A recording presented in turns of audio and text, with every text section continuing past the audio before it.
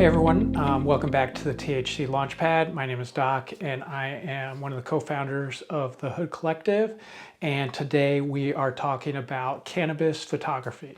So obviously if you are familiar with or embedded in the cannabis community, the cannabis industry, you know that photography has a really big role to play in the community, in the popularization of cannabis, the spread of cannabis over social media. And you're probably thinking about the beautiful flower shots, the beautiful nug shots, the amazing trichome shots. And these are all examples of how, really powerful, well done cannabis photography can have a really large impact and increase the reach of a business, of a brand, of a photographer. And so as you are building your businesses, I'm sure you're thinking about, oh, how do I get that kind of photography? And more importantly, how do I afford that type of photography? And so that's what we're going to be talking about today. And so the first thing we need to talk about is, yes, cannabis photography can be expensive, especially if you're paying a professional who is familiar with cannabis, knows what they're doing. If you're hiring one of the big names, one of the popular people on Instagram, or that are getting shots into magazines, or with one of the big marketing firms, then you know it's going to be expensive, but you also know it's going to be worth it because the quality is going to be there. But for a lot of smaller, newer businesses, you may not be able to afford that. And so the first thing I want you to think about and wrap your head around is, when it comes to photography, especially at the start of your business, the amount isn't what's important. You want to make sure that the photographs you do have are of a high quality. And if that means you can only afford one shoot or a few shots, then that's what you're going to start with, and that's what you're going to build around. And especially when you're building out your website or you're building out your marketing materials, you're going to want to get at least one set of really high quality photos. And you can think about it like this. If someone goes to your website, maybe you have 10 really awesome photos, and they're going to be like, oh, that looks great. I like this brand. I like this flower. I like, this cultivator, whatever it is. They see those really high quality photos. It doesn't matter how many they are. They're going to walk away impressed. Whereas if you're like, oh, I want to have as many photos, I want to be posting every week to my website, to our Instagram, but I can't really afford it, so I'm just going to be taking photos with my phone. And then what you end up with is, dozens or hundreds of average at best photographs. And then you can imagine that same person coming to your website, coming to your social media, and being like, oh, I'm not that impressed. And that's going to be their takeaway. And the ways that, especially when you're starting out, that you might want to be using those photographs or expecting to use them. We already mentioned your website. That's an obvious one. If you're making a strain guide, a brochure, a leaflet, a billboard, whatever it is, you're going to need anywhere from one to, several high quality photographs. That's when you would want to bring in a professional. Or perhaps if you're doing event marketing, you're going to be sponsoring or tabling at events, and you want to have that nice backdrop. You want to have things that you can hand out. Again, having a few really high quality photos, that's all you need to impress in that kind of environment. And so in that early going, a few really high quality shots of your product, of your facility, that's all you're going to need. But at some point, you're going to want to expand beyond that. You're going to want to have more content to share, especially if you're thinking about your social presence. And that's when, okay, now I need to have photographs every month, that, someone coming in every month or someone internally every month getting those photographs. So I have enough content to be sharing every week, every day. And so how do you do that, in a way that you can afford it? When someone comes to us and is looking to get photography or looking to get help on social, and they need that content on the regular, the first thing I usually do, especially if it's an individual dispensary or a smaller cultivator, it's not one of the major brands, then the first thing I say is you need to look internally. You need to find the bud tender on your team, the grower on your team, the person that is maybe, they're a little more into photography than anyone else. Maybe they have the nice camera or whatever it is. They're a hobbyist, they're an amateur that's aspiring to be more, or they just love photography. That's the person that you find internally. You put them in charge of it. Maybe you give them an extra $1 or $2 an hour, and you let them know part of their job is to be getting, quality photographs on the regular. Because otherwise, it's, in most cases, not all cases, and I'll get to a few examples later, but in most cases, the ROI on social is such that you're just losing money. If you're spending money on social, you're probably losing money. And again, unless you're one of the major brands, you don't need to be spending a lot of money. You just want it, like, I want to have photos that are in focus, that have, decent lighting, and that's enough. And you can get that with your phone.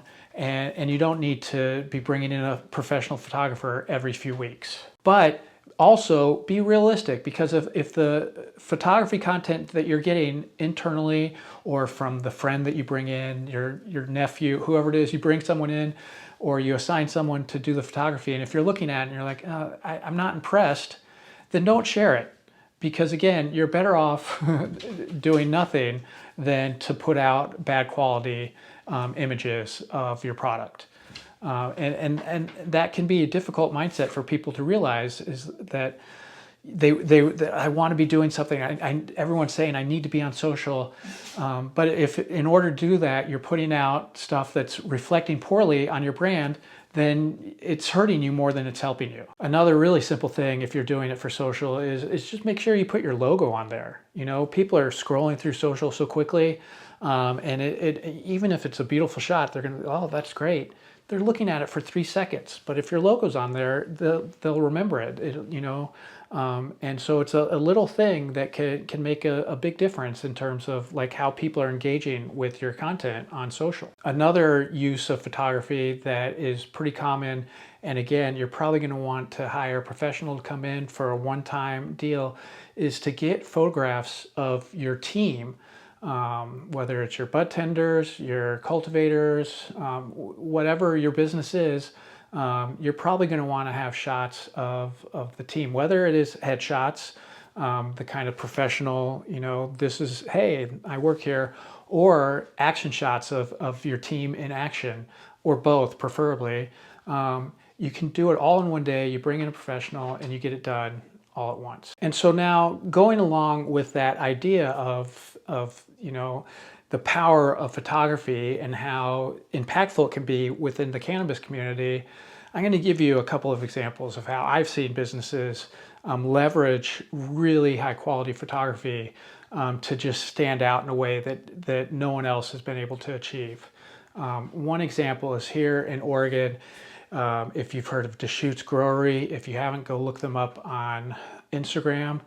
But I've always been impressed with their photography, and I had the opportunity to go down there, and when I was interviewing the owner, I was like, who is doing your photography? It's really impressive. You guys are killing it on Instagram. And he explained that when he started, he and his buddy, they're from Bend, Oregon, which is famous for its outdoors activities, snowboarding. And so his buddy was, an amateur-ish professional, aspiring to be professional photographer, doing, the action shots of snowboarders and that kind of stuff. And so he hired him when he started the cultivation to be his full-time media person, to do photography and video. And he pays him a full-time salary. And that's that's a lot. How can most businesses do that? Well, they have a huge following on Instagram, especially for Oregon, compared to some other states, being in the 70, 80,000, whatever they have, maybe more now. That's a lot. And he's like, I pay him to do our stuff on Instagram, and I don't have a salesperson because we sell out so quickly that I don't have to worry about it. And everyone knows who they are. And he just is like, hey, I have some more, and it sells out immediately. And that's a pretty enviable position to be in. And so he identified at the very beginning, I want to have this high quality photography that is going to showcase what we're doing here. And the one caveat is he was able to do it 6-7 years ago when the industry was much newer, and the restrictions on Instagram were not as strict as they were now. And so what worked then to get this big following, it's probably not going to work in the same way now. So if all you're doing is like, oh, I'm going to do what they did, and I'm going to hire a full-time photographer so I can kill it on social and not have to worry about having a salesperson, well, that's probably not going to work in this day and age, because they're much stricter about what is allowed and what isn't. And so growing on Instagram is so much more difficult. And so that isn't to say, just give up. But what I am saying, like, what you can't just follow what other people have done, because it's already been done, and it may not work in the same way for any number of reasons. But have that mindset is like, oh, because I invested in my brand, in this case through my photography, it was what set me apart and what let me stand out in this market. And so if you have, like, how can you do that, and how can you leverage photography or something else to do it? That's the way you need to be thinking. One other example of leveraging photography that I want to give is, I know, I'm not going to name one because I know several grows to do this successfully, is they invested in a strain menu, a strain guide of some sort. I know one dispensary that's investing in these little cards, and so they're able, like, each strain has its own card that they're able to, here's this, here's that, and has like the data on it. It's almost like a playing card. And but whatever form it might take, they're like, okay, I need some really high quality shots of my flower, whether it was nugs or colas, a combination of both, to highlight their weed and to showcase the different strains that they have, and to kind of create this mouth-watering desire in the people that are looking at the images. And that's a much more cost-effective way of going about it than to, hiring a full-time photographer. It's like, okay, I'm gonna have this piece of physical media, whether it's digital or something that I can hand out, that is highlighting, the quality of our grow. And if you want to emphasize that, and you're using not great photography, then you're not going to get your point. Like, look how great our cannabis is, but the photos don't really, you can't tell from the photo.